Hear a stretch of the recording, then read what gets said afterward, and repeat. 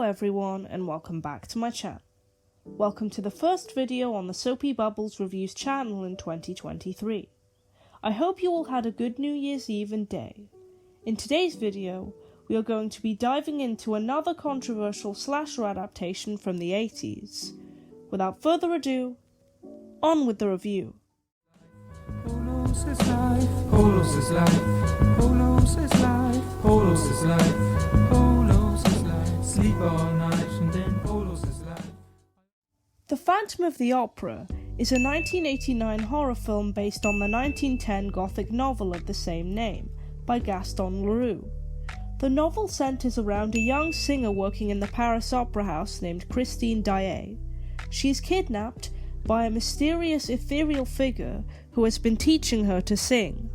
This individual actually turns out to be a man called Eric with a facial deformity covered by a mask, who has been parading around as a vengeful ghost with the help of some illusions. He is romantically obsessed with Christine, who does have a fiancé, and is very cruel to the people around him. The story ends with Eric regretting his actions, and he is implied to commit suicide. I actually own a hardback copy of the novel, and have seen many of the adaptations, which all take liberties in their interpretations of the novel's story, each to varying success. The subject of this video is one of those many adaptations. The movie opens with a scrolling text quote from St. John Vitius of Rowan about those who sell their souls to Satan over a musical score backdrop, foreshadowing some of the events later in the film. After we get some opening credits and shots telling us that the story is now set in 1980s Manhattan, we are shown this version of Christine, who is visiting her agent Meg. She wants a fresh and unique piece to sing at an upcoming audition of hers, and Meg hands her a decrepit-looking opera piece titled Don Juan Triumphant, composed by a man named Eric Destler.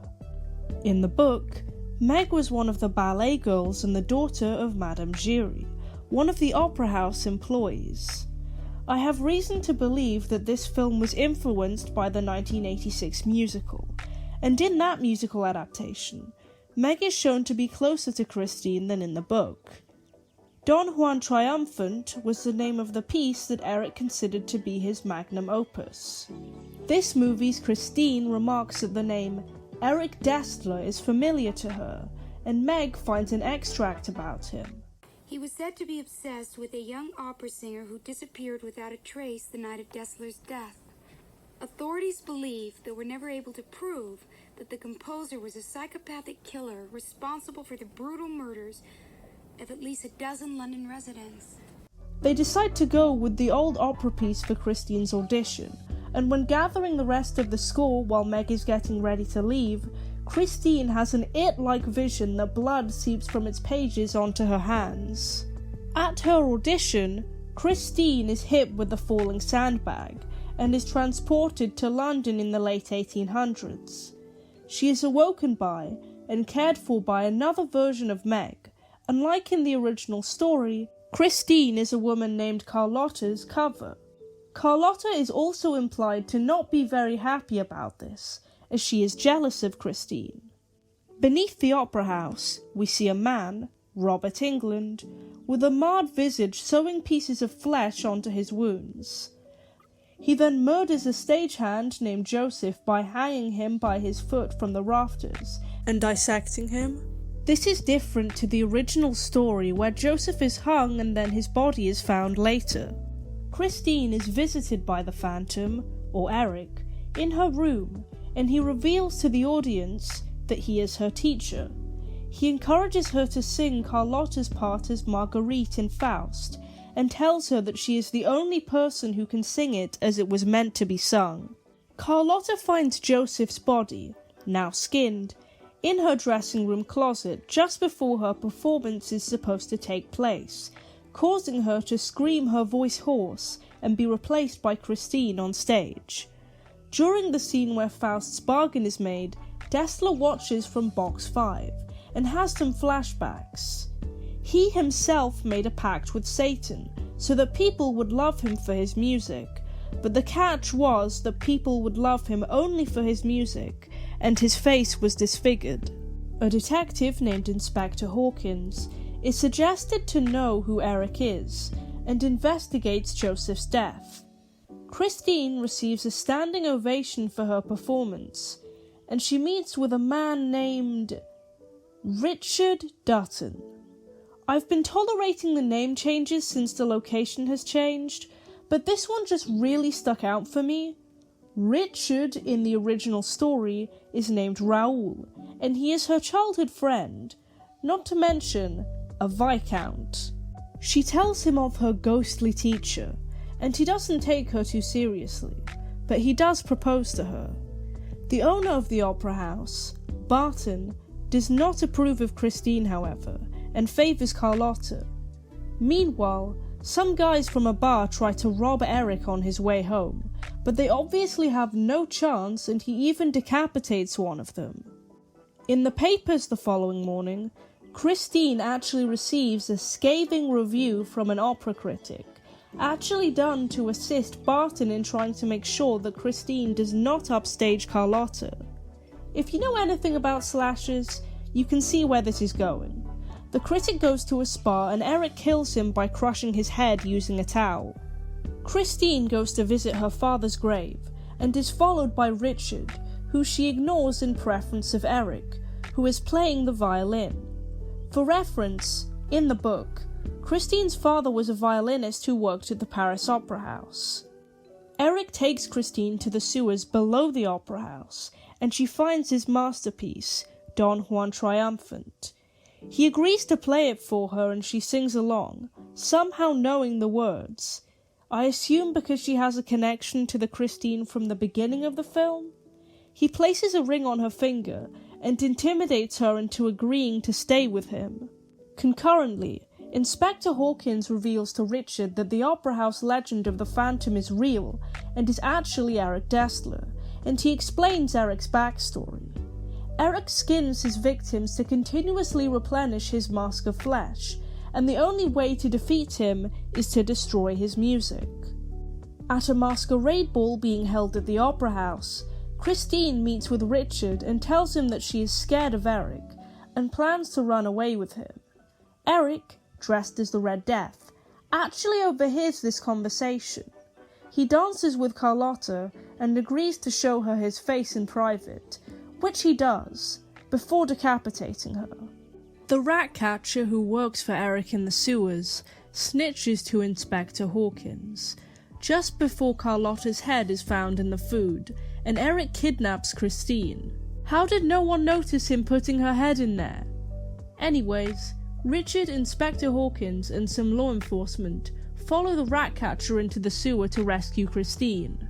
I must say that while not amazing, the Red Death costume in this movie is 1,000 times better than the emo Red Ranger costume from the 2004 adaptation. While journeying through the sewers to reach Christine, the rat catcher is killed by Eric, who impales him on a nail. He then tricks one of the police officers into shooting his partner, before killing him himself. The inspector and Richard manage to break into Eric's lair, and Eric fights the two of them off, throwing the inspector across the room. Richard shoots Eric in the hand, but is set on fire with the surrounding candles. In response, Christine pushes over more of the candles, setting the lair on fire, but the inspector manages to shoot Eric and Christine wakes up in the 1980s again. It's super cheesy and dramatic and stuff. The producer of the show she was auditioning for also happens to be played by Robert Englund, and he offers her the role before inviting her out for drinks at his house and then dinner. While in the bathroom, the producer guy notices a blemish on his face and opens a cabinet of stored faces and scalpels. Downstairs, Christine snoops around and discovers a copy of Don Juan Triumphant. She recognizes the guy as Eric, and she pretends to accept his feelings, before tearing off his mask and stabbing him with a nearby scalpel. She tears up his music and throws it into a drain, and Eric is seen dying. There is a scene change implying a passage of time, and Christine passes a busker playing a familiar song on the violin, before the credits roll. Despite my reservations, I don't think that this is a terrible film by any means. Every Phantom adaptation has its pros and cons, and this definitely isn't the worst film I've seen that has tried to convey the story on screen. While I think a lot of the deviations from the film's source material take away from the story, I can appreciate that the filmmakers were trying to do something new to separate their film from the ones that came before it. Another example of an adaptation that makes this mistake, in my opinion, is the 1943 film. In this film, Eric's disfigurement comes from acid. He tries to strangle a publisher who he wrongly believes is trying to steal his piece. The publisher's assistant puts a stop to this by throwing acid at him. This removes the tragedy of Eric's condition, which he is suggested to have been born with in the book, and mistreated his whole life because of. The pitiable side of his character, while he is unlikable, is that he has suffered injustice because of things outside of his control. Making his disfigurement his fault ruins this part of the story. However, you can make some changes while still remaining true to the story. The 1986 musical definitely fixes a lot of the tonal issues in the book, as it doesn't seem to be able to decide whether it wants to be a murder mystery novel or a gothic romance at times. I don't think this musical is a perfect story or even the best adaptation of the Phantom novel, and some parts are definitely very emo and cringe. It is definitely popular and the longest running Broadway musical for a reason though. The same cannot be said for the atrocious fanfiction sequel musical, Love Never Dies, but let's pretend that never happened. While, like I said, I can appreciate trying to do something different with the story, there are several unnecessary additions to the 1989 adaptation. I can only assume that changing the setting from Paris to London was because the musical is British and first began on the West End. The time travel also seems cool in concept, but it just seems like another needless flair as a desperate way to try to make this film distinctive. The addition of an actual Faustian bargain taking place removes the twist of the Phantom not really being a supernatural entity at all, and in fact being an intelligent, although bitter and manipulative man. That is the whole point of the story. There is no need. I brought up the fact that Robert Englund plays Eric because it was very shocking to me when I first discovered this film. I know Robert Englund as Freddy Krueger from the Nightmare on Elm Street franchise, and it's obvious that the filmmakers were banking on everyone else knowing him for that too. They mention it on the poster for crying out loud. I think the 5th Elm Street installment was released in the same year, but I guess it also makes sense from the perspective that Englund would suit this kind of supernatural slasher villain type character, who would need to be wearing a lot of facial prosthetics. They layer it on so thick though. The 1880s version of Eric even dies in flames. A lot of the characters, like the guys who try to rob Eric and even Carlotta, are clearly just there to increase the death toll, which I find really silly as in a lot of the original films of the slasher genre, only 2 or 3 people die. The chandelier scene isn't even included in this film. It's pretty clear to me that Inspector Hawkins is supposed to be this film's equivalent of the Persian from the book. He knows more about the Phantom than any other character and helps Richard, just like his novel counterpart. Most adaptations remove this character completely or give his role in the story to another character, so I can appreciate trying to include the character by itself in some way. The final issue here, I think, was that this film was simply released at the wrong time. Considering it was released only a year after the 86 musical won several awards at the 1988 Tony Awards show, this movie was probably completely overshadowed, albeit part of me feels like that isn't necessarily a bad thing. The effects were pretty good in this film and were just to my taste in terms of 80s slasher horror, and the music was at least decent sounding. The actors could definitely sing, that's for sure.